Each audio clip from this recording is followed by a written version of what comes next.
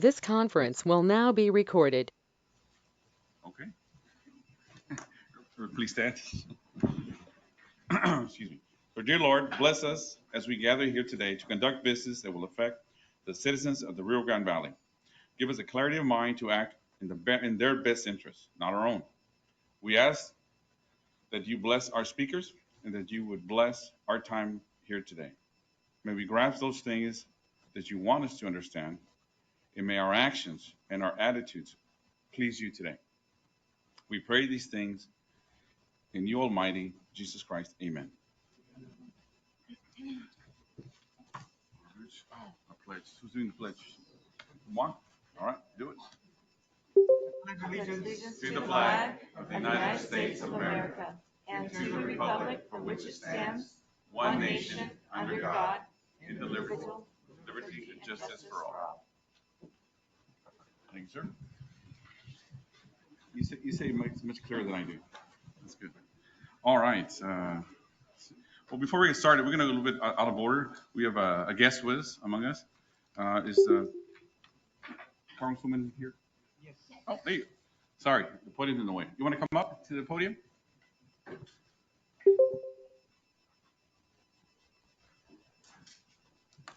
With us today, we have Congresswoman Flores, Maria Flores, to give her greetings and great smile, and of course have some commentary, right?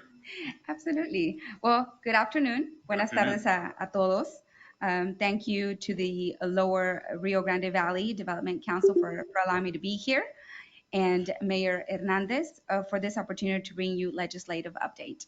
I am Mayra Flores, Congresswoman for Texas 34 Congressional District.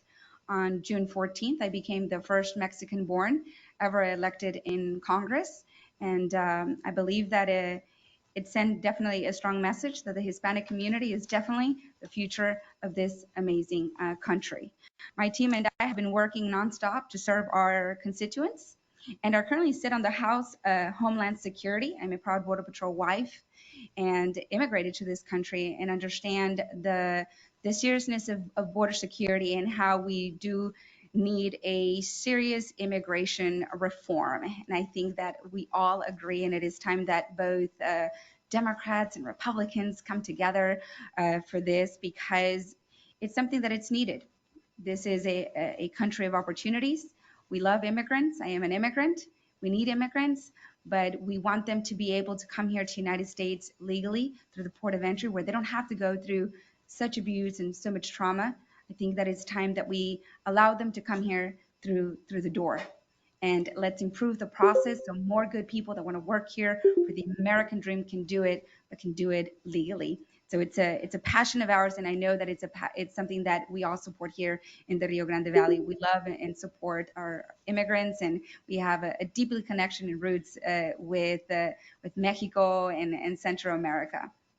I also sit on the agriculture committee. I was a farm worker since the age of 13, and I think it's important that those who represent the ag committee know also what it's like to be a farm worker. And I can tell you that most of them have never worked a day in the fields.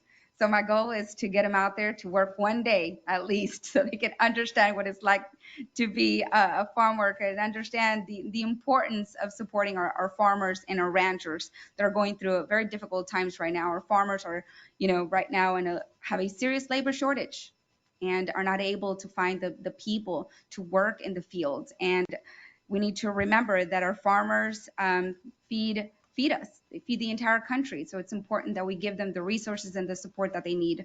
I also would like by saying and sharing some exciting news that just broke yesterday, which my office has been pushing for local infrastructure improvements. I'm all for bringing funding and support for Texas 34. And to be honest with you, all RGV, at the end of the day, we're all 956. And we want to improve all South Texas, the valley, which will include Hidalgo, Cameron County, Starr, Willacy, Zapata, Jim Hoggs, Brooks, and Kennedy County will receive $2.5 billion from the Texas DOT slotted for highway projects over the next 10 years. This is big news. As such, will have an immense impact in our area's mobility and commerce. As my team is gathering more details on this long-term project, know I look forward to working closely with every single one of you in making sure that those resources are used efficiently and in our area. Other area improvements and grants my office has announced are $7 million for the Valley International Airport runway expansion, $5 million for Harlingen Commerce Street Corridor, and $1.4 million for the Bronzeville South Padre Airport for infrastructure improvements. And for those of you that know me, you know I am also a strong supporter of law enforcement and our CBP officers. My first bipartisan piece of legislative offered in Congress was the Advanced Border Coordination Act. I believe that it's important that if we want to get something done, we have to work together and cross the party lines. Nothing can get done if you are either too far to this side and too far to the side. These people will get nothing done. It's important that we come together to make real impacts in when it comes to border security. So we brought in the Advanced Border Coordinator Act. This bill looks great. This bill looks to create better interagency communications by using tested and proven technology and tactics of fusion centers to best help those on the front lines better work together and more efficiently with the resources that they have. I also announced a $6 million grant for the U.S. Department of Homeland Security to cover equipment costs and overtime for Hidalgo County. If you are a small jurisdiction within Texas 34, I encourage you to research and contact my office for more information on the federal opportunities within our district. Our phone number are 956-929-4948. I could not close this brief update without mentioning a key part of our area, Kingsville Air Station, and our veterans.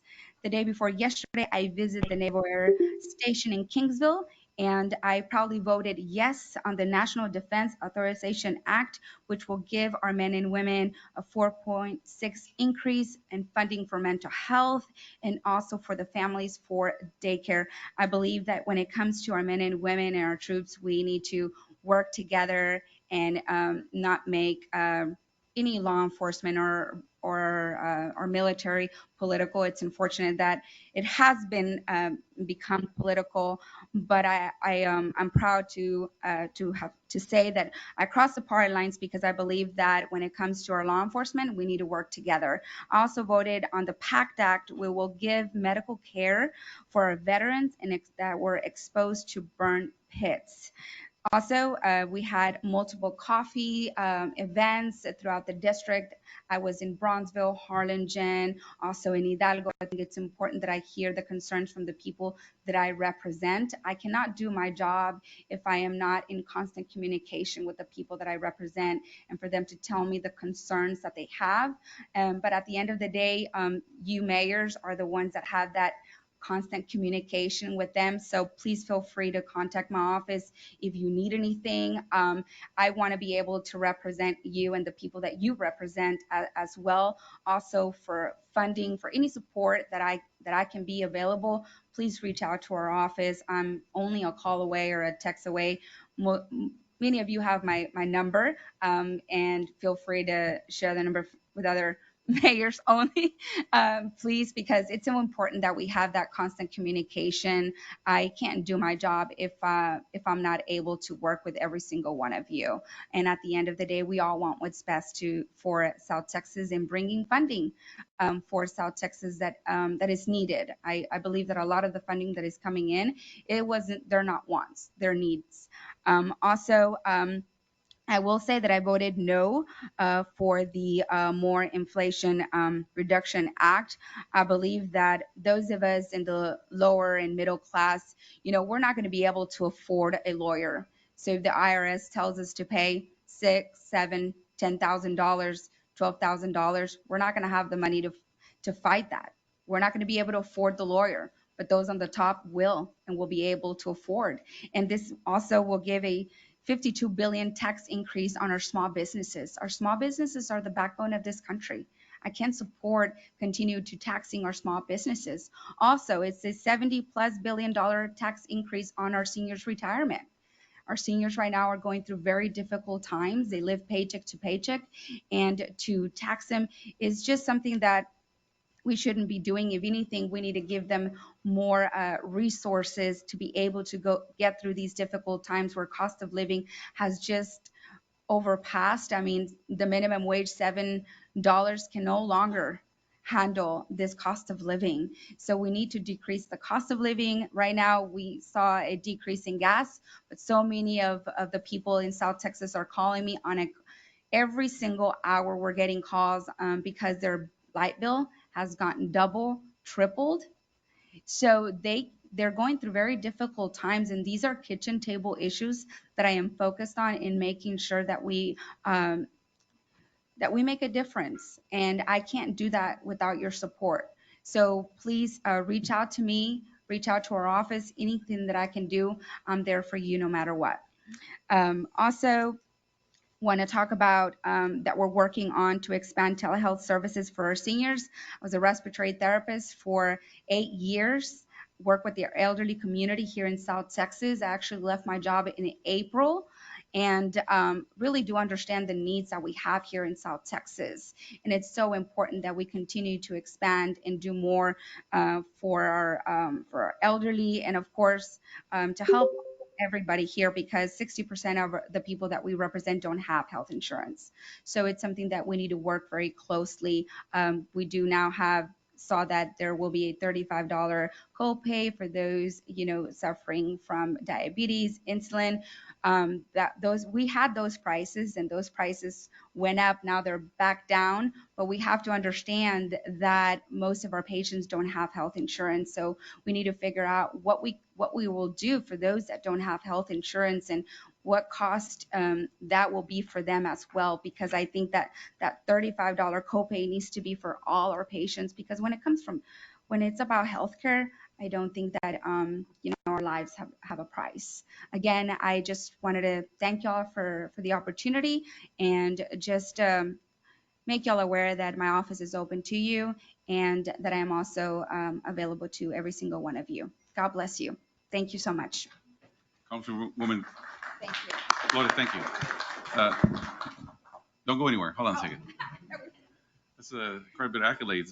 First and foremost, thank you for coming today and expressing those thoughts and those opinions and some facts you stated. But first, I'd like to give my colleagues who are online also, but physically, if they have any questions, concerns, and commentary Sure. on your record you stipulated, your stance on some of the positions.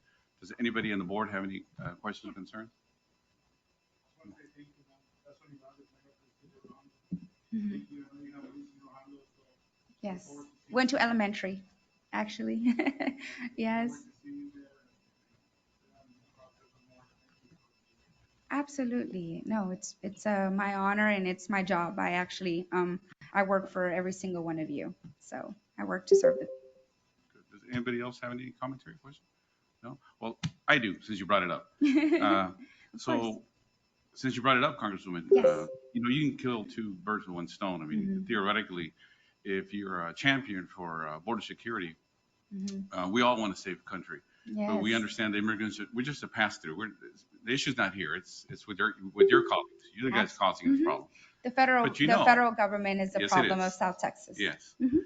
But if we're gonna reap the rewards of it and take the brunt of the political landmines that would seem to go off in our area, then I would urge you to fight for us as well. If I'm going to take the heat, then at least give me the solutions. So the solutions Absolutely. are, then all my ports of entry need to be upgraded, all of them, Absolutely. right, throughout the entire border.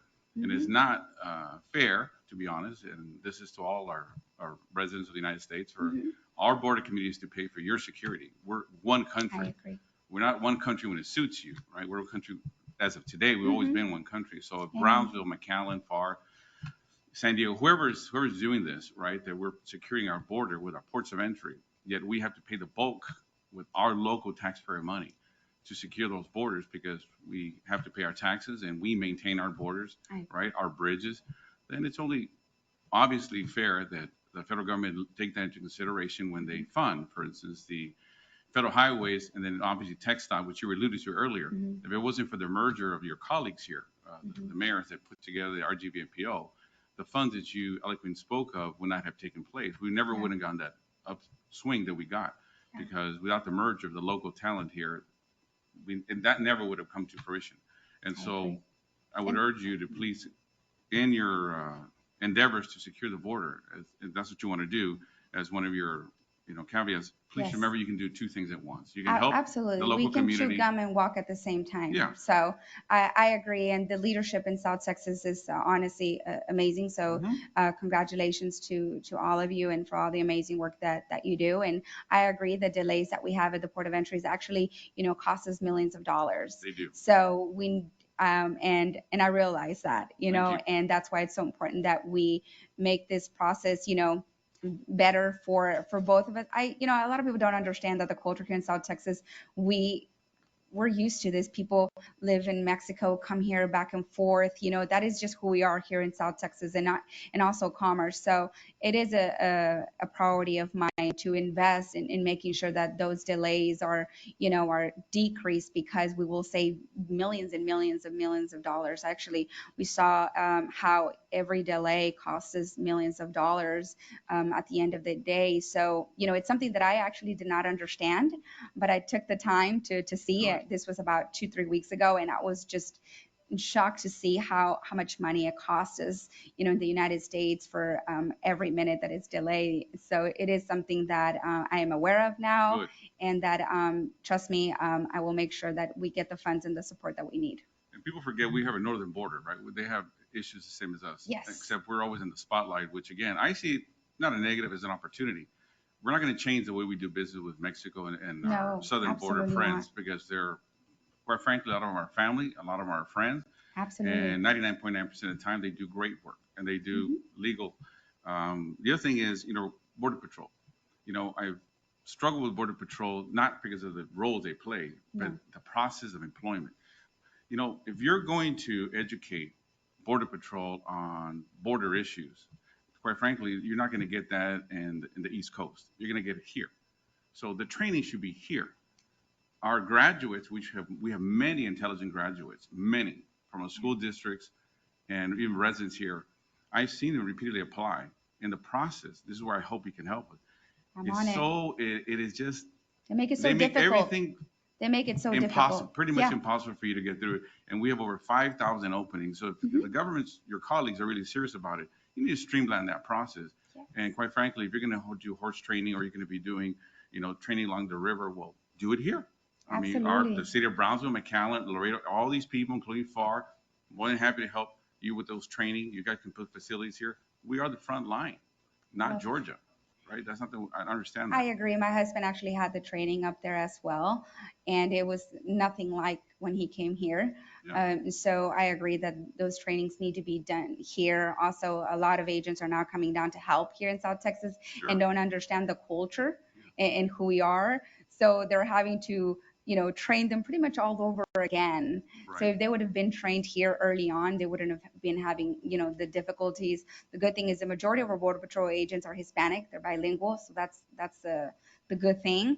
But I do think that our men and women, if they're from here, why not stay here? They know this area already. Why do they assign them somewhere else where they don't understand the culture? And it's something that I also see, that if they apply here, they're actually stationed away from where they're from. And I actually think that it shouldn't be that way. They should stay here because they know their culture, they know the people, and they can better communicate and understand who we are.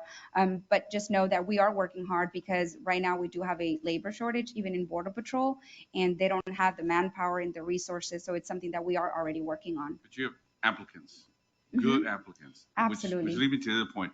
We have LRGV, STC, and other institutions that, for instance, the city has partnered with a school district to introduce them to Homeland Security as a career. High school kids, right? Before you make dumb mistakes like I did when I was young, right? Everybody does. Yes. But before they do something to ruin their careers where they can't get hired, well, we want to introduce our population to great jobs as well. And that's where I hope you can help us, because a lot of our school districts have intelligent, bright students that want to go into law enforcement of some kind. Well, they can go through the STC, for instance, or they can go through LRGV and partner with your colleagues, Border Patrol, Homeland Security, to introduce them, mentor them, expose them to it. And guess what? You have good ranks now from the area. Absolutely. That's what we've been pushing as a city at FAR anyways, but I'm sure everybody else wants to do that. But please look at that, because we have outstanding institutions willing to partner. It's a passion of mine, so I 100% agree. So, yes. And from agriculture, obviously we are a big community for that, and it bears down to our trade a lot, and I'm glad you're a champion for it. We do feed, right? all of us along the border. We do feed the East Coast and the Midwest, and we're very proud of it. We're going to continue doing it and probably even get stronger than California at it. And so, yes, any help you can help us with that for the entire area. And I'm glad that you are open to listen to other communities, because at the end of the day, you as Congresswoman, but Absolutely. you are representing the entire United States, in my opinion. So I should be able to go to you, even though you're, on that side of the county, which is irrelevant to me. You're supposed to be taking care of all of us. Absolutely. I agree. Anybody, any other comments? All right. Well, thank you for that presentation. Thank you so and much. welcome. God bless y'all. Likewise. Thank you.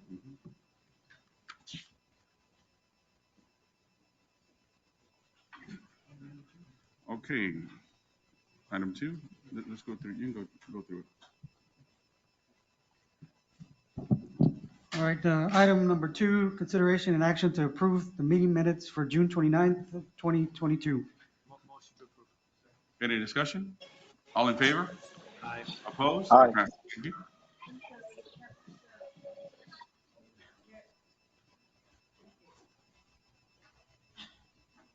Okay. Moving on to item number 3, public comment. Mr. President, we do have 2 members submitted public comment. Great. The first individual is Mr. Albino Flores. If he's here, to step up to the podium. Sir, you have 3 minutes for your presentation. Is this in reference to an item on the agenda? No, it's not. Oh, okay. Okay. Good afternoon. My name is Albino Flores. I am a lieutenant with the Wesco Police Department. I currently serve as the supervisor of the Criminal Investigations Division. And I'm also an adjunct instructor with the Regional Police Academy. Good. So I am here to speak in support of the Academy. I believe it does fall within the agenda items later on. While I understand the concerns expressed by the President in a recent meeting, I think concerns that have reason and logic that you brought up, I do not believe the actions of previous employees merit the closure of the Academy, especially when the Executive Director quickly addressed the matter. To me, the remedy of the situation is greater oversight, a stricter hiring process, and more accountability, things that are already being addressed by the Director. What brings me to speak here is a sense of gratitude. Honestly, that's what it is. A sense of gratitude for what this place has done for me and my family. We might think of the Academy as a place where people attend to become cops.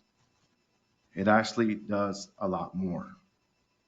This Academy provides people from the Valley economic opportunity.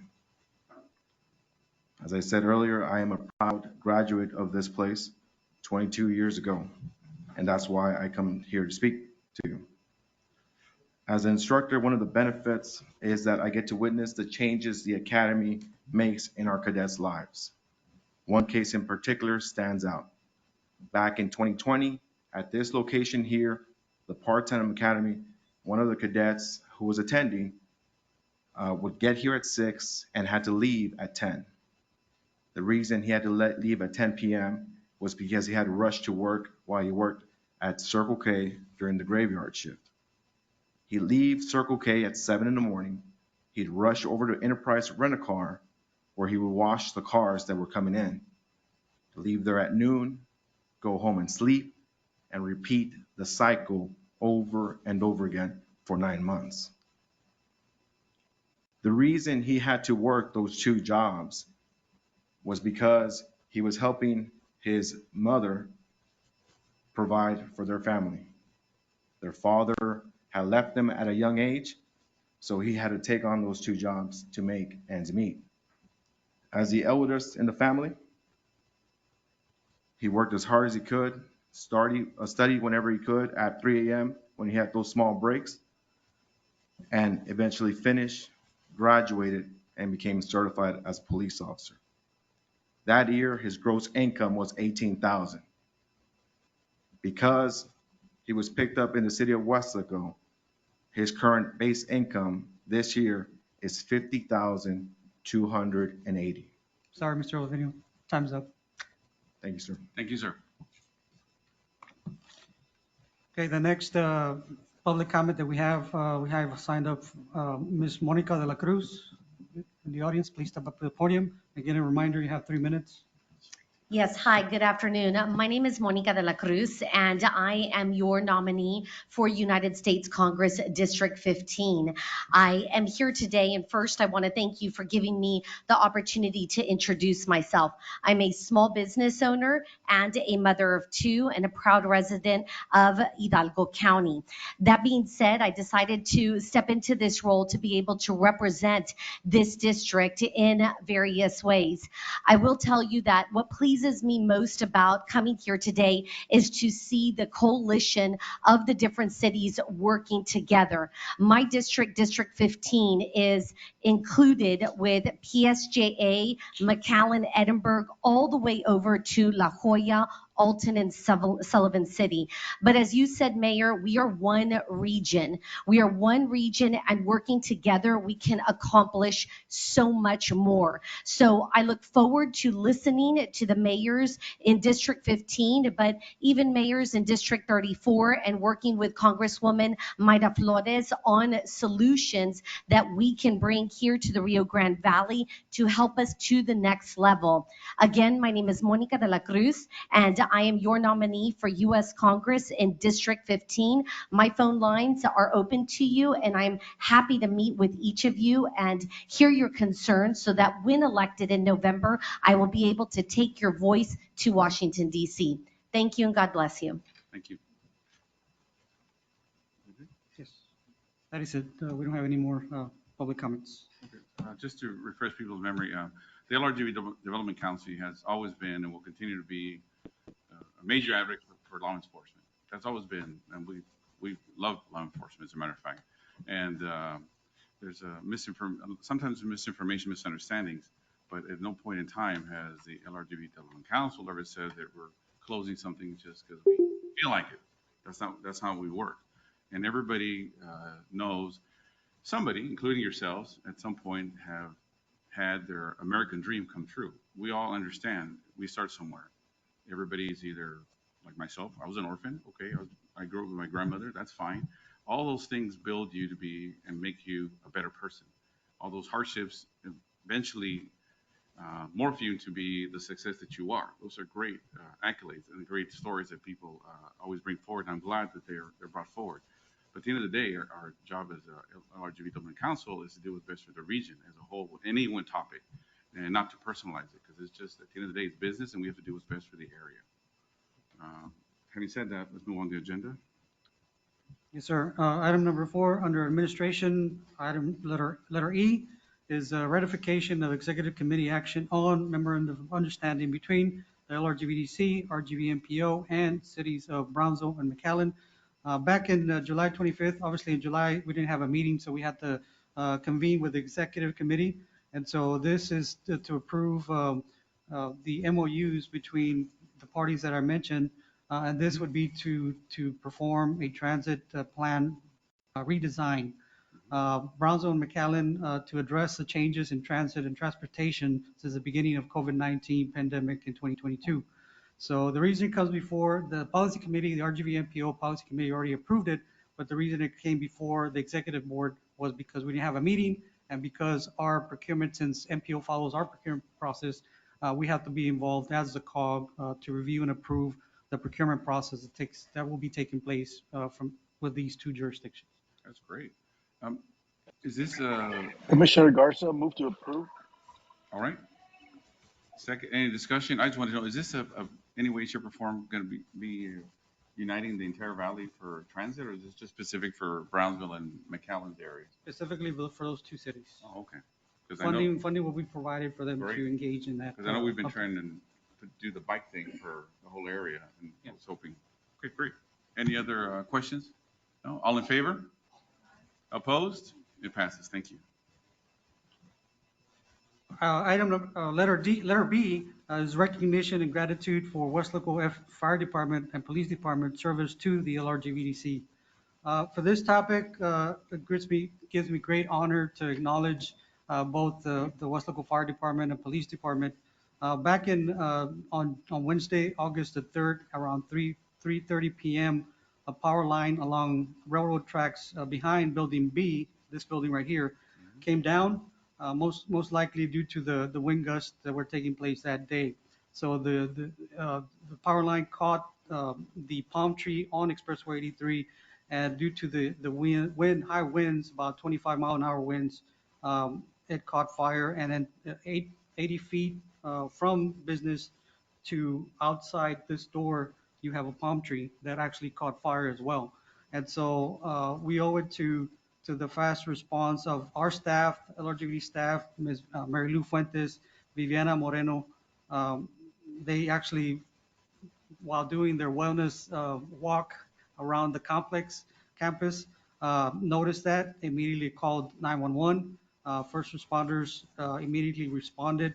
Also, LRGVDC staff, Mr. Felipe Lopez, Armando Perez, Emmanuel Escobedo, and our HR director, Eddie Reyes, went into action with fire extinguishers and tried to do as best as they could to mitigate the situation. But today, I'd like to personally take this opportunity to acknowledge and thank LRGVDC staff, and especially our first responders from the City of West Local Fire Department and Police Department for their quick action and response, as this could have proven to be a catastrophic incident and loss of property for the LRGVDC. So if they had not responded as quick as they did, the fire department and the PD controlling traffic, we would be looking at the sun right now. So we would have been outdoors. So luckily, and I know Chief Rivera from West Local PD is here. Chief Tony Lopez, Fire Chief from West Local Fire, is also here. So again, I want to thank you all for a job well done, and thank you for the quick response of your personnel. So round of applause, please. Yeah.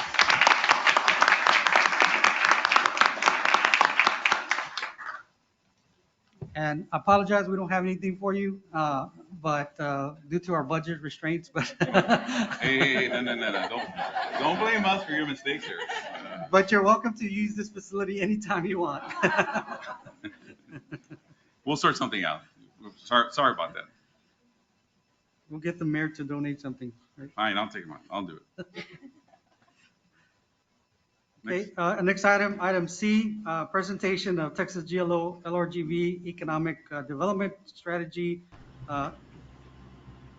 Study. And we have representatives from the GLO to make a presentation before the board.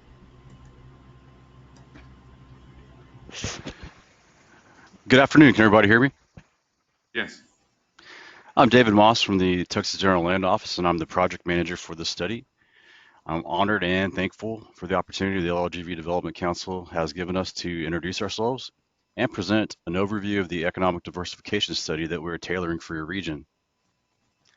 In addition to myself from the GLO, for those of you who don't already know him, and I know many of you do, Elijah Casas is our intergovernmental relations representative, and we'll be working with our team directly on this project. And just a little quick background is it's the mission of the GLO's Community Development and Revitalization Planning Team to design and oversee planning studies to collect, analyze, and communicate disaster-related data to assist decision makers and to better protect Texans from future disasters. Now, the GLO is very aware that the Lower Rio Grande Valley contains some of the state's most vulnerable populations, and as a direct result of the 2019 flood disaster, families in this region were either very slow to recover or have not recovered at all. And we are sensitive to making sure these voices are heard. And you'll hear more about this in our outreach section of our overview. Our team aims to provide not only good data, but data that you want with actionable recommendations. And we don't just want this to be a report that sits on the shelf, but an actual decision tool. And in order to do this, the GLO partnered with an excellent team of highly skilled individuals to run this study. And with that, I'm happy to introduce and pass the presentation off to AECOM's lead economist, Chris Brewer, who will introduce the team and delve into the overview of the study. Thank you. David, thank you very much. My name is Chris Brewer, Vice President with AECOM. Thank you very much for the opportunity to present today. In addition to myself, we have several members of our team, both in person as well as virtually here today.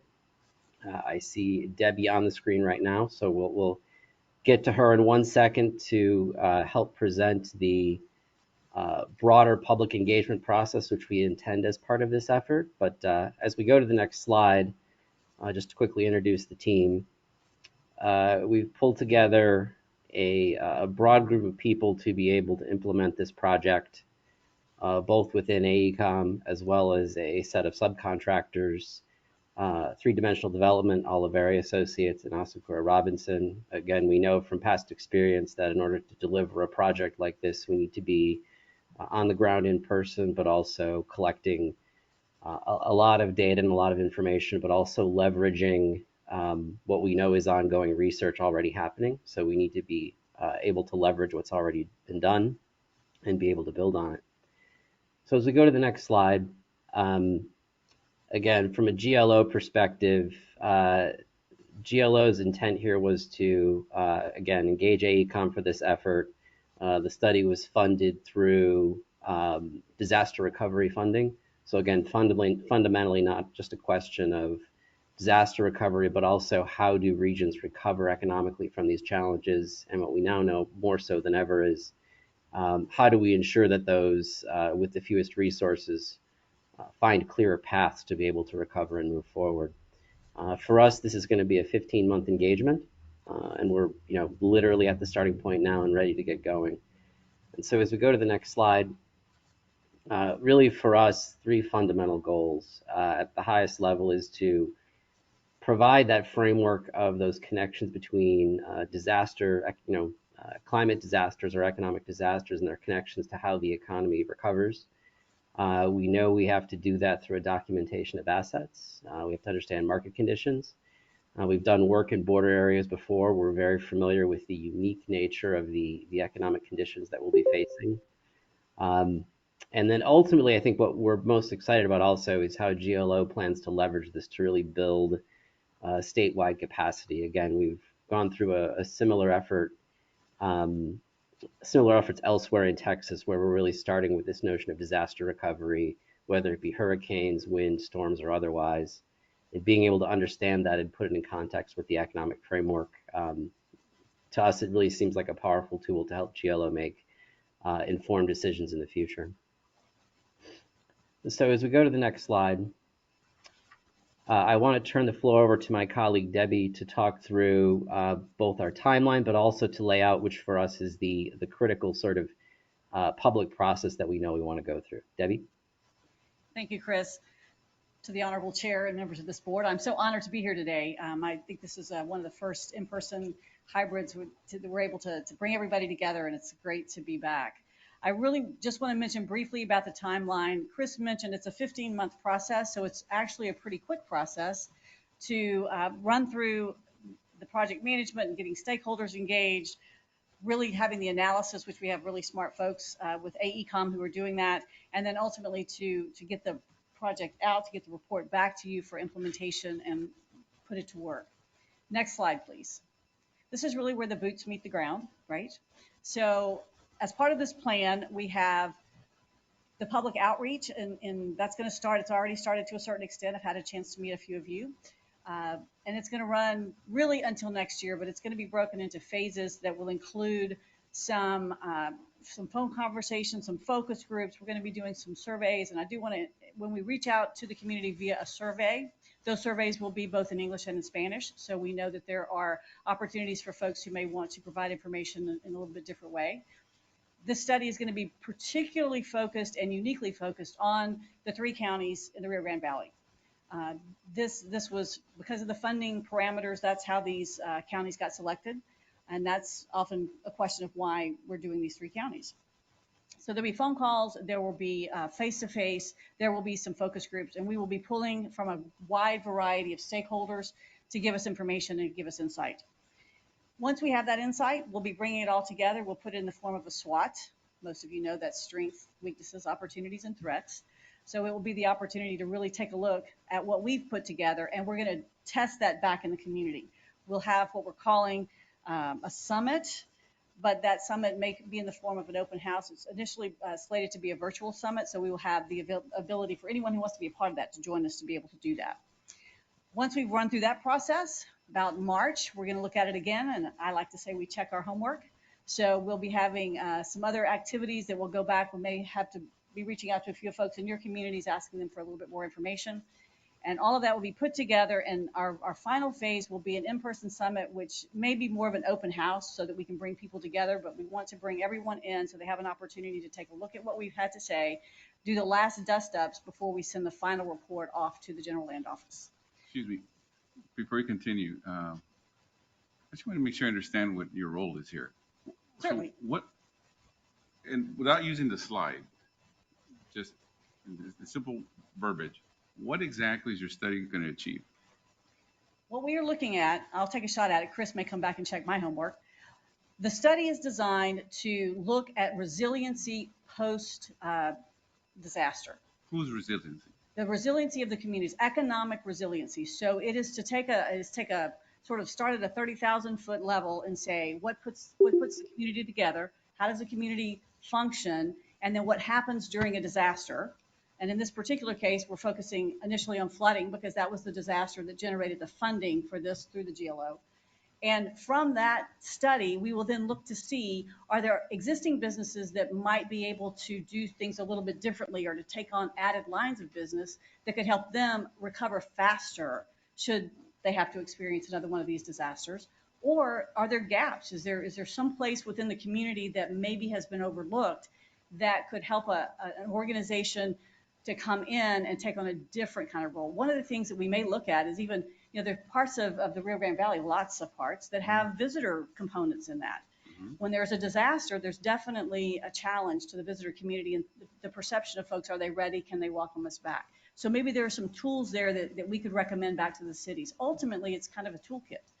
It'll be an opportunity for communities large and small to be able to say, there's a strategy I might want to take a look at.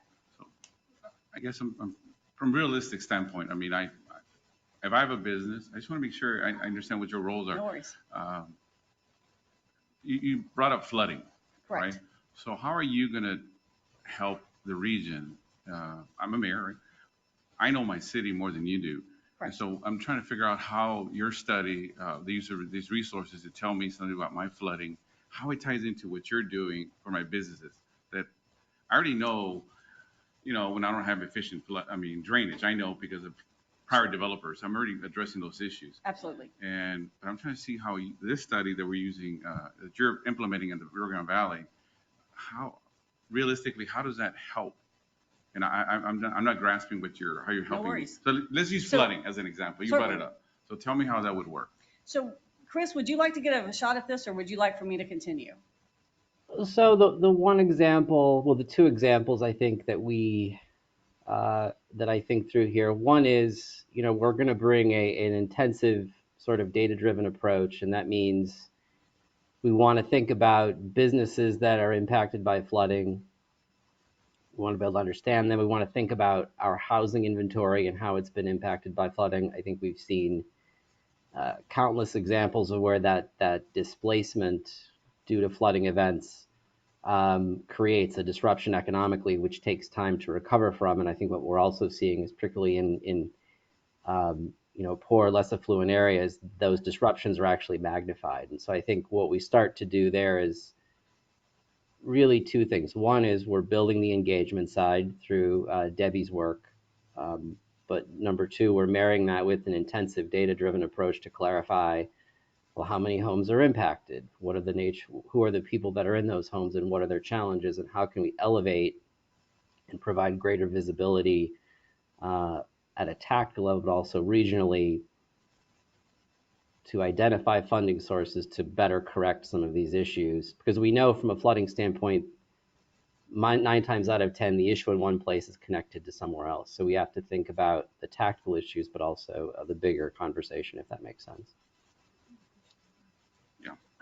I have a question. Are y'all tapping into local resources that already exist? For instance, at the university, we have people that are experts in disaster studies and disaster recovery. We have business development offices that help with small businesses and veterans businesses. Are y'all working alongside with those entities to assure that you can then connect the people that are impacted with those resources? We are Chris? just getting started. Go ahead, Chris. I'll let you. No, I was going to say the same thing as you. I think our starting point is an engagement process that defines what those baseline resources are. And then we ultimately hope to, as the study progresses, to help people become aligned with both existing resources and new resources that we can identify. So this, you're paying for this, right? Not us, right? General land office. Yeah, your office is Yes, good. Okay, good. Because, yeah,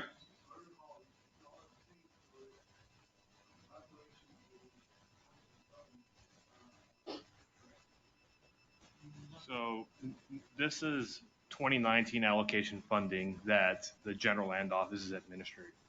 yeah. So they're paying for it. Yes. Because everything you just described, with all due respect, I mean, it sounds like, I mean, I'm sure it's important to you. I mean, you're collecting data, and that's fine. But everything you just described, the cities have already, and the counties have already. We know how it affects us. I know when my McDonald's, or I know when my Walmart's not going to be open. I know how it's going to affect. Obviously, people aren't going to get paid unless they're nice companies, right? They're not going to lay them off. So we know how to open business back up. And I was just, it's not a criticism. I was just trying to understand what your goals were and how, when you say economic development, how you're going to impact us. But it sounds like it's more of a internal research project for you guys, more because the data you're going to provide, I already have. Mayor, first of all, let me acknowledge that one of my background positions used to be working as Director of Public Affairs for HEB, and I worked in this region. Good. And I love HEB. I understand what happens when this area gets mobilized for a disaster. I've had the water trucks, I've had the food trucks. It is a phenomenal sight to see, and since I've owned my own business since 2004, to watch what the disaster management process has grown phenomenally. The science behind what it takes to make that happen. Yeah, our communities come together really tight. Absolutely, absolutely. What this will do, what you just offered, we are so early in this process that we haven't even officially put our outreach plan together to submit it up to our folks at GLO.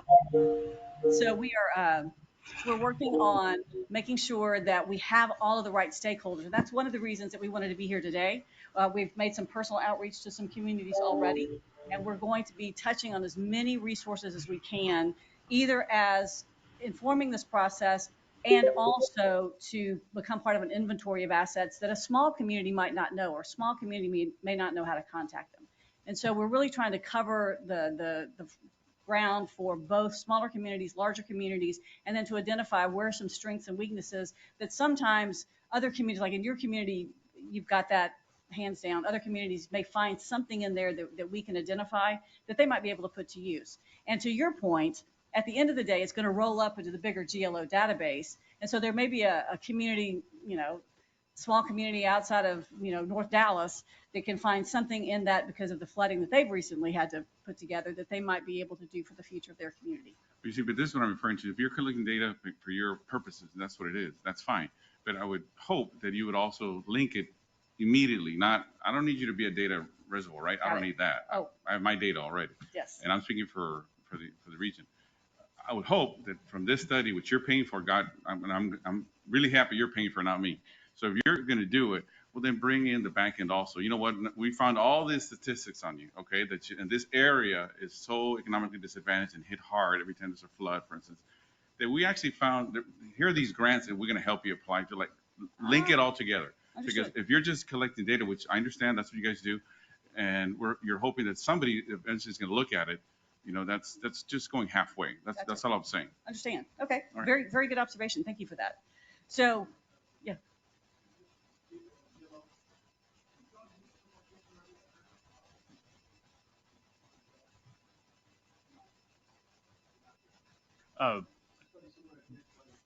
Yeah, David, if you also want to feed in on this, but there was another study conducted along the coastal Bend region, correct?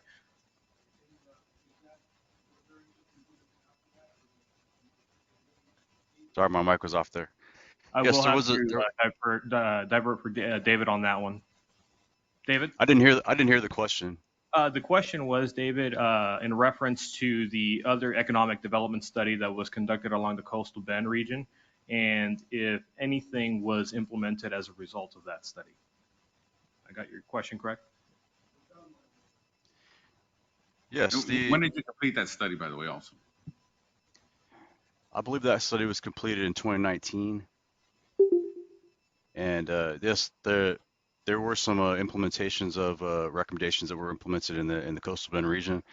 Uh, Now, to address one of your points, as far as the greater part of the greater statewide effort that the GLO is looking at, uh, is to, I know that the large database, which is a TDIS, which is going to house, and will be housing all kinds of data that will be useful for flooding, for economic, for environmental, for social vulnerability, uh, these kinds of things. And with the use of another system that we're developing, this will be useful for not only one community, but communities all over the state to make local decisions. And I realize that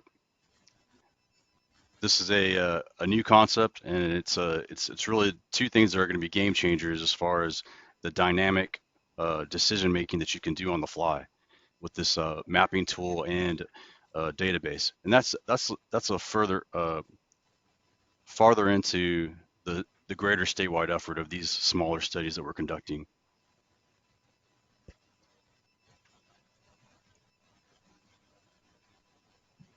Anything else? That wraps up I'm really appreciative of the input that we've received, because as we're putting together the stakeholder engagement plan, which is my role in this organization for this project, we will be reaching out to you. We definitely will be tapping into the resources that exist. It was not designed to do something in isolation. We want to make this a value-added process so that your city and every city and the counties will have something that they can take away and go, hey, man, that really worked for me. It may not be everything. Exactly. I use the concept of essence of. We want you to find something in this project that you can say, this has benefited my community and it's helped us move forward. And that's really our goal. We know, together. And we're very grateful that you're doing it. I just, we see it repeatedly where companies or nonprofits, somebody comes in and they use our data because it's ours, or it's our people, and for their project, which is fine, but we really don't see any end result at the end of the day for us. So if you're asking me for my patient's medical records, are you going to develop a drug? Well, I need my patients to get it for free or something. Yeah. Like, because using their data. So at the end of the day, I just want to be sure that we're reaping the rewards and not only just giving you data and it just sits there and then we really don't see anything at the end of the day. Well, and I will share with you, as brought up the role and the relationship of this organization, and we are working with Rick. He is part of the team, and he's helping to keep us on track to make sure that we're not missing anything and that we're being very inclusive from everyone that we need to put in this project. Okay, thank you. Thank you. Mayor Hernandez, this is Commissioner Garza.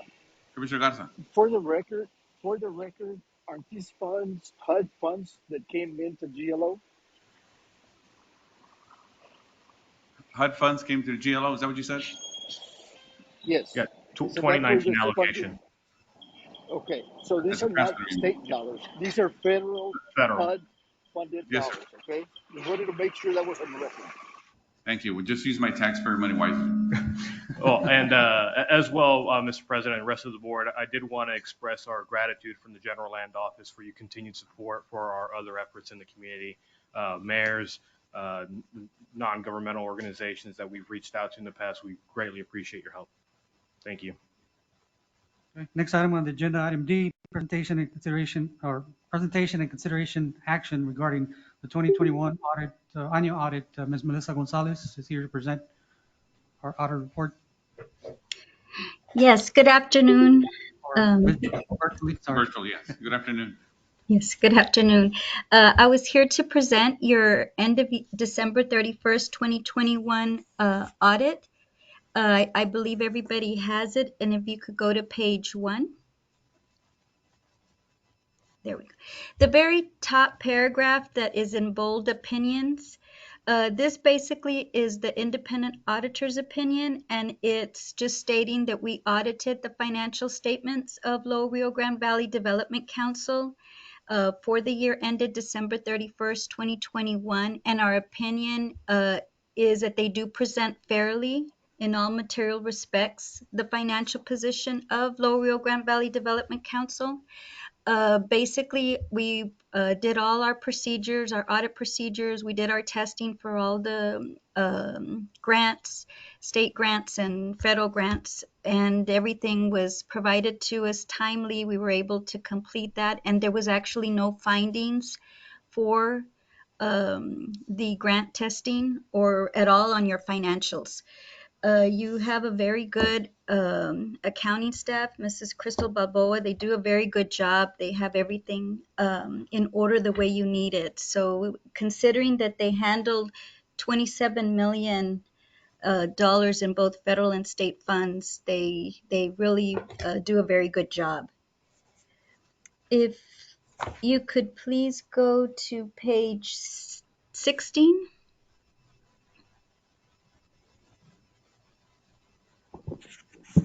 Miss Melissa, that's the only Yes. page that we have available. It's just this Oh, one. okay. Okay, well, basically, I was just going to go over the amounts. So, like what I said, your total revenues were 29,587,000, and then the total expenditures were the 29,587,000. You spend what you receive, and what I mentioned is the audit report is very big because it provides all the different grants, the breakdown of that, but there was no findings and everything was found to be done very well. I don't know if anybody has any questions for me. Did he disclose his Cancun trip? This guy? That's right. No, Ms. Gonzalez, thank you. Does the board have any Thank you. questions, online or in person? No? Okay, having no questions, I need a motion to approve. So move. Second. Any discussion? All in favor? Opposed? It passes. Thank you. Thank you. Next item E, presentation and action to accept quarterly investment report. Crystal Balboa. Good afternoon. Good afternoon. The Cancun trip was not approved, sir. Good answer. The quarterly review report was provided for review, so if there's no questions, it does require board action. Jim Darling, motion to approve. Okay. Any second already? Any discussion on it? Okay. All in favor? Opposed? It passes. Thank you, ma'am. Thank you. Thank you for not approving that trip. Next item is consideration and action to approve revisions to the LRGVDC Personal Policy Manual. Ms. Sarah Dearlum. Hi, good afternoon. These policy updates were a lot of housekeeping items. This also included some federal and state regulations that needed to be included, clarifications to our ethics policy. We also had the addition of our telecommuting policy, which is going to be a benefit to our employees to work from home or work from different areas and still be able to report to work. We also had additions of COBRA policy, additions of HIPAA policy, but a majority of it was housekeeping. Any questions? No? Okay. Thank you. Sounds okay. Any discussion? All in favor? Opposed? It passes. Thank you. Second item G, consideration and action to approve replacement of B-cycle station. The packet is in your tablets, basically replacing a system that was demolished by traffic accident that happened. So we're just replacing, we got fully insured coverage. So we're just replacing the equipment at that location. So that, okay. Second. Okay. Any discussion? All in favor? Opposed? It passes. Thank you, guys. next item is executive director's report. Items are in your tablets, but I did want to, if the mayor permits, just recognition of the years of service of staff. We have our Valley Metro folks, transportation for the most part here today. Nice. And so I'll turn it over to Sarah so she can announce the names and the years of service. Awesome. And Mr. President, a picture, if you don't mind, up front, real quick.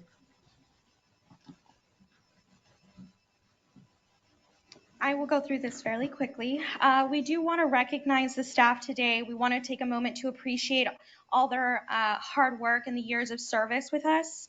We want to celebrate you, your dedication to the LRGVDC, and we're so fortunate to have employees staying with us for all these years. So and this is majority of transportation. So this is both the MPO and the Valley Metro departments. So I'd first like to recognize Rodolfo Rosales, if you could please stand for a 5-year award. Guillermo Zapata, 5 years. Leo Ordóñez, also 5 years. Andres Rodriguez, 5 years. Ms. Gloria Banda Gonzalez, also 5 years with the MPO. Miguel Arispe, also with the MPO for 5 years. Not present from the MPO was Fernando Cantu, but also 5 years, sir. You guys want to come? Yes, please, all together. You guys want to come up and have your award? Thank you. And we're going to take a picture. Thank you.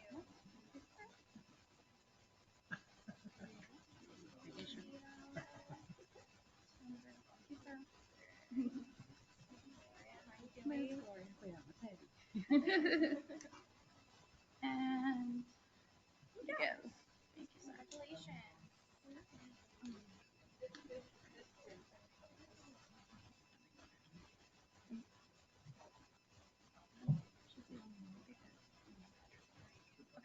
I'll just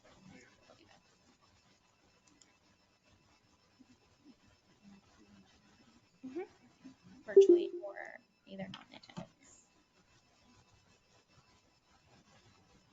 Big smiles.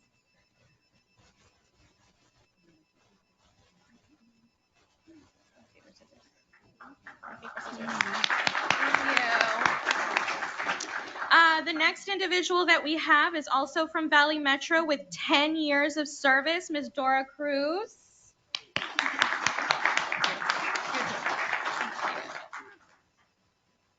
Thank you, Dora. And Mr. Andrew Cannon could not be here today, but that's 15 years of service to the RGV MPO.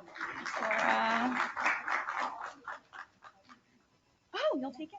And I'll take the picture with him. Sorry.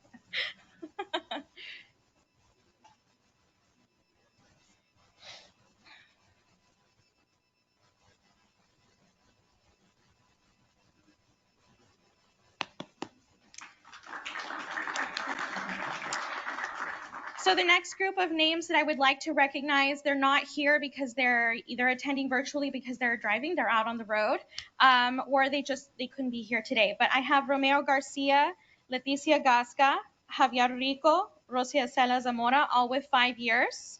We also have Jesus Segura, James Benson, and Romualdo Alvos, all 5 years with Valley Metro. And then one with 10 years, Mr. Rodolfo Alejandro with Valley Metro. 10 years of service to the LRGC. Thank you.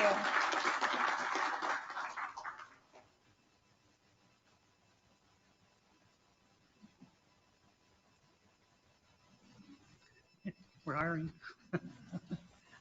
Item 3. Okay, item 3, again, they're in your packets, your tablets. Be happy to answer any questions. Just provided an update on regional news, funding opportunities, training, and legislative information, plus or minus. So feel free to go through that report if you have any questions. And the next item would be the department reports. I asked the directors just focus on the action items, and unless the board wants to hear a status report, by all means. First one is Community Economic Development, Mr. Rick Carrera. Good afternoon, everybody. Mr. President. 2 action items. I'll make this quick in the interest of time. Action item number 1, consideration and action to approve the request for amendment to the 2021 Rio Grande Regional Water Plan, also known as Region M. That plan was done last year. However, we were approached to make an amendment to that. And we've held public meeting. Right now it's open for public comment. We've received some public comments, which are all valid. Provided everything goes well with that amendment should be finalized towards the end of September. And that'll allow the entity who requested that amendment to apply for some SWIFT funding with the state and some federal dollars potentially. Okay. Does anybody have any Move to questions? approve. Second there. Did you get it? Debbie, did you get him? Yes. Oscar Montoya. Any discussion? All in favor? Aye. Opposed? It passes. Thank you. Thank you. Item number 2, consideration and action to approve the request for establishment of the Rio Grande Valley Economic Development Advisory Committee. Those who have been in these circles for quite some time will remember the name or know the name ResTech, Real South Texas Economic Council. What is going on is we are taking the membership of ResTech on under a different name. They will serve as an advisory committee for us. The idea is, when I say us, I refer to the Economic Development District within the LRGVDC. And it is more than anything, a platform for all the local economic development organizations and stakeholders to come together as a meeting point, to share best practices, to get training. And also this will be the seed or the starting point for the next SEDS committee, which we will start getting underway here in the next 6 months or so. Okay. So I have a question before. So Rick, my understanding was that there was going to be, with ResTech dissolving, that they were dividing it up to where LRGVDC would have a role, the Rio Grande Valley Partnership would have a role, UTRGV would have a role, and so I take it that this group you're talking about would simply be under the SEDS model, for instance, where you have transparency, all the cities participate, all the stakeholders participate, and then you have a strategy that goes forward for economic development, right? It's not a whole new group. It's the group that you would normally convene like you would under SEDS? That SEDS committee will encompass this group, but in addition to some other people, because this group is mostly EDOs. So SEDS has to include higher education, other education, industry partners, that kind of thing.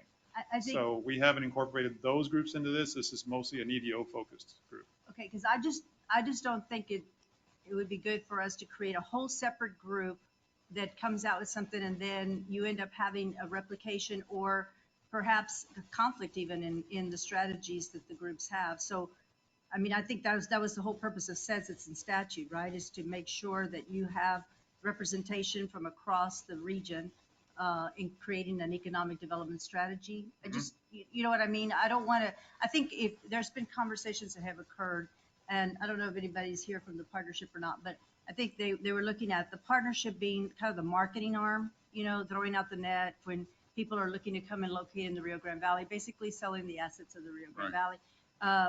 UTRGV doing the building blocks, some of the data work, and then having the LRGVDC convene a group that would then be the SEDS that set out the strategy for the Rio Grande Valley based on the input of all the players. Is that kind of still what? Because I thought you were just renaming it, but I mean the structure and the players and the people inputting organization will all be present. The SEDS committee is going to, even if this gets voted down today, we're still going to have a SEDS committee. We're by mandate of the Economic Development Administration, the federal government, we still have to have a SEDS committee. So whether this. Why have this then? This because the EDOs have approached us because they're interested in having building blocks and learning opportunities, and they want a place to convene that is strictly an EDO-centered kind of group. This is very similar to the Regional Water Resources Advisory Committee that we host here. It is a group that is focused on developing the local water resources here for the area. Very similar to Region F. I just don't want to have redundant systems. Yeah. Well, that's also, I want to be sure, because that's what it kind of sounds like. No, there's things that two different entities, two different jobs, two different rules of engagement. Is that what you're saying? So the partnership does things that they are capable of doing that we cannot, because we are working with federal dollars. Okay. So the partnership and us, we have discussed how the roles would be defined and how these things would work moving forward. We haven't written the bylaws for this group yet. The partnership is adept at doing the marketing arm of these things and, going to the ICSC and the various types of economic development, recruiting trips and that kind of thing. So that's not something an economic development district normally partakes in. So Rick, for this is time. So if we pass this, I'm sure I understand this.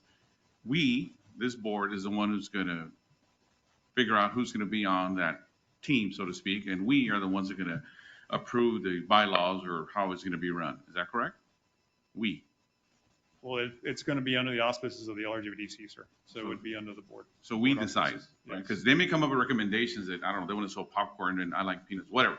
Right. No. At the end of the day, we have the ability and the authority, as you know, we can override and say, you know what, this is the composition we like as a board. Right. And this is the bylaws that we were going to accept. I mean, you may want, like I said, popcorn, but that doesn't mean we're going to accept it. Right. That's my understanding. Is that your understanding? Yes. Yes, Mayor, Mr. President, that is correct. And then for the most part, it gives, and the SEDS never has had a structure as far as an actual committee. It was just invites from the different disciplines, so to speak. And so this will give it more structure under the COG, and anything, that was the stipulation that we presented before the EDOs, that anything that you want to pass has to come before this board, because now you're tied to us, to make sure that you all are aware of what's going on. Yeah, I want to make sure all the mayors and everybody has an input on it. Right. And I just don't want it to be, as you mentioned, for it to be repetitious, and for you to have the SEDS meetings, and then you have this group meeting, and then you have two different groups coming up with possibly the same, but maybe different strategies. And when you have the opportunity to do it. May I speak? Yes, Jim. Yeah, I kind of agree with you. I'd like to see exactly what they're going to do. I don't know if this is a concept. It hasn't been put in writing. I'd like to see how it's going to work before we do it. We tried all these different things, and I don't know if this one would work either. So I would like to see the detail of what it entails, and it would entail. So everybody wants more detail, and I'm a very visual person. I don't know about everybody here, but I like to see, not necessarily a flow chart. I want to see how this is going to all work out. Right. And the rules of engagement. One page is fine for me, but before we and that's yet to come. Contemplate doing it, right? That's yet to come. This is just to create that committee. Eventually, like Rick said, the bylaws will be coming before this board, and you'll be able to see what it contains and what it's all about. Okay. Who made the motion? Somebody made a motion, I heard. Would you mind, sir, we modified your motion to contingent on that we, obviously that we, because we haven't seen it. I don't know what the composition is, but that obviously we're going to determine the individuals or organizations are going to be on it, and obviously the bylaws, right? Because we haven't seen it. I move to approve this item with the provision that all future moves from concept to setting up the group goes through the Urban Development Council. A second. Discussion, Mayor.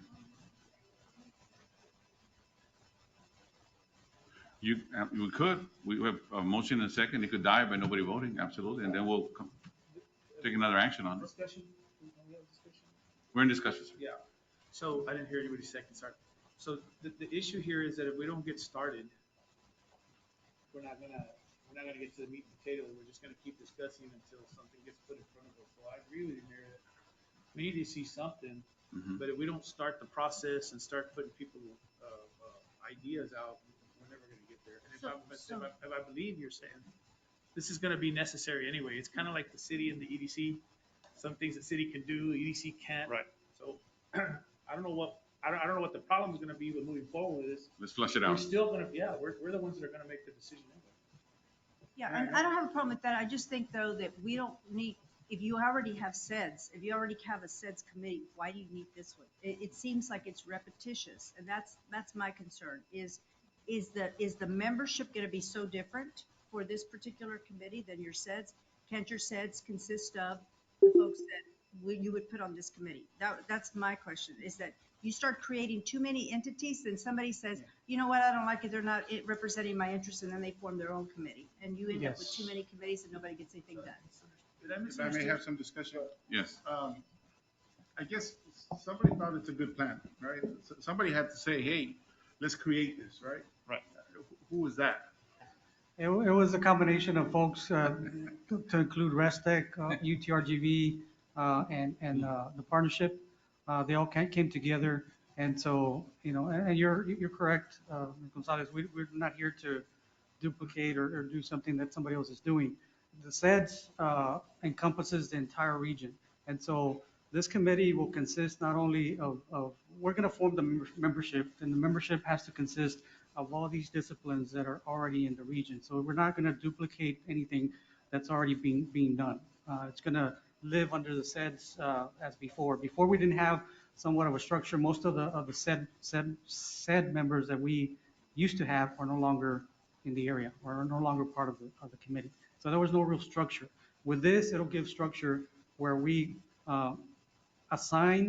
create a committee of the members, but in the same token, when we engage in creating the SEDS or updating the SEDS, we can bring in the rest of the members that are missing to put the puzzle together, the subject matter experts of all these fields. So so you were one of the ones that recommended it? Well, actually, it came from them. I just But opened the they- door but and you- welcomed it. Let me be clear, they I agreed approached to bring it us. before They approached us about Okay, great. incorporating them under the car. So, I mean, if it's something that you guys are recommending, you guys are our staff of this department, and we should follow through on your recommendations, a lot of these recommendations, we should take into consideration what our staff is saying. So, I mean, I think if it's not gonna hurt anybody, it's just gonna have more people putting their brain together and coming up with better ideas, I'm all for that, but, I mean, I guess we'll go through the motion. At the end of the day, you guys, ladies and gentlemen, are the ones going to decide and tweak it the way you want, regardless. Yes, sir. I just, maybe I misunderstood, but I think at the very beginning, your first point was that you were gonna take that committee and solidify it. That was the whole point. It wasn't building two committees. No. It was bringing them together into one and Right. formalizing it. That's what I understood from the beginning. Anyway, I said in my motion. Second. Any discussion? Any further discussion? No? Okay. All in favor? Opposed? One. It passes. Thank you. Thank you. No other update, no other action items, the updates in your packet, sir. If Mayor Darling's still on, I know his connection was real sketchy, but I normally close up my segment with the water levels, and they are in the screens in front of you for those of you who are here present. And then, of course, if you're online, you can see that in front of you. They show an improvement in the reservoirs. I think we're up to about 12% now. They got about 3 inches of rain the other night, and they predict more rain this weekend. We're not out of the woods by any stretch, folks. I know it's raining, and you're thinking like, man, the drought's over. We're not close, not even close. So just keep in mind, keep your water restriction in mind and your water use in mind. But no other questions? Thank you. Good afternoon. Thank you, sir. Thank you, Rick. The next item, item B, Health and Human Services, Ms. Margarita Lopez.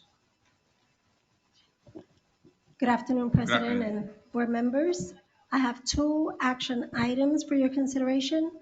The first one is the Advisory Council recommends approval to add Angels on Earth Primary Home Care, Prestige Home Care Services, Gray Star Healthcare Services, Gray Star Healthcare Services for Transportation, Med Team, Sentido Health, One Heart Home Care. These are all to provide either homemaker, respite, transportation, or durable medical equipment. Do you not have anybody doing this already? Is that, We do have, but we do have an extensive waiting list because the pool that we currently have is not enough. they're not meeting the demand? They're not. Okay. Do you have a motion for approval? Motion to approve. Any discussion? Okay. All in favor? Opposed? It passes. Thank you. Thank you. The second, consideration action to approve extending current direct purchase services contracts.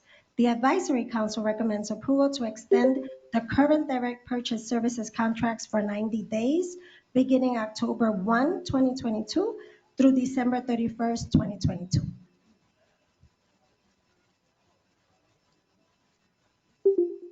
Okay, do a motion? Yeah, I'll Motion? second that question. Second, okay. Any discussion? Yeah, the 90 days, I'm sorry. Yes. Yeah. Yes, sir. Yes, the 90 days is to make up for a lapse or? Great question. The 90 days is because we have found that we need to update our contract, the process in which everything goes through in order to become part of our pool. Moving forward, there are some changes that need to occur and we need that time. However, because we want to make sure that we do not hinder services, that we do not interrupt services, we would like to extend those contracts that we currently have, provide everyone with the notice of the new requirements, and just make sure that we comply with what we need to comply and that we continue to have the services in place. Any other questions, concerns? No? Okay. All in favor? Aye. Opposed? It passes. Thank you. Great, thank you so much. Thank you, ma'am. What action item? Any The other next questions? item is, action items is under transportation. While we wait for Ms. Mariel Contreras to come up, just wanted to make an announcement. Area Agency on Aging, Human Health and Human Services have been working very diligently and have secured the RGV Veterans Coalition will be meeting in this location moving forward. They'll be holding their meetings here at this location. That was a great effort done by staff, so I just want to thank them for that. Maribel? Good afternoon, Chair and board members. For Valley Metro, we do have 4 action items for the month of August and some status reports. For the first action item, it's consideration action to approve agency selection for LRGVDC Valley Metro Maintenance Plan Assessment Project. For this project, the RFQ was released twice for the maintenance plan in March and in May, and only 1 bid was received from the same agency on both. And it was the same RFQ that was released. We did select Henderson Transportation Group to conduct Valley Metro's maintenance plan. Selection was made through request for proposals. The project will be funded through FTA grant for a total cost of $150,000 at a percentage of 80-20. So from FTA funding, we'll use $120,000 and local funds will use $30,000.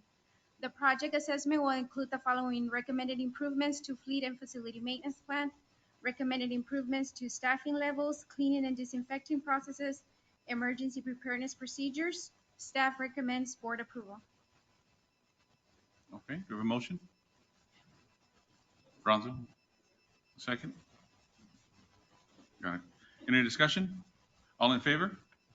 Aye. Opposed? It passes. Thank you.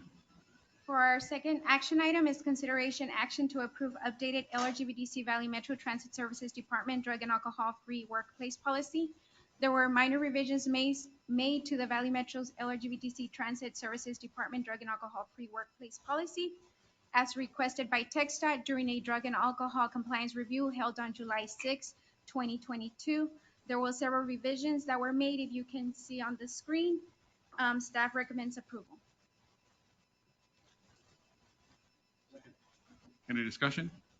Okay, all in favor? Opposed? It passes. Thank you. For action item number 3 is consideration and action to approve updated LRGVDC Valley Metro Title VI LEP EJ policy. Updates made to the Valley Metro's policy were contact information for transit staff, LRGVDC and Valley Metro's logo, LEP program information, Valley Metro system map. Staff recommends board approval. And this policy, the last time that it was updated was in 2019. Okay. Any discussion? All in favor? Opposed? It passes. Thank you. For action item number 4, consideration and action to approve updated LRGVDC Valley Metro Public Transit Agency Safety Plan. This plan is updated annually. Updates to the Public Transit Agency Safety Plan are transit agency information, which is the service contact information, compliance with all US DOT regulations and annual reviews, ongoing commitment to fully implement a safety management system, engage our agency employees in developing a robust safety culture. We also establish a safety committee consisting of an equal number of frontline and manager employees, which the committee consists of 8. Staff recommends board approval. Okay. Any discussion? All in favor? Opposed? It passes. Thank you. Really quick, I just wanted to give a quick update on our status report for our ridership.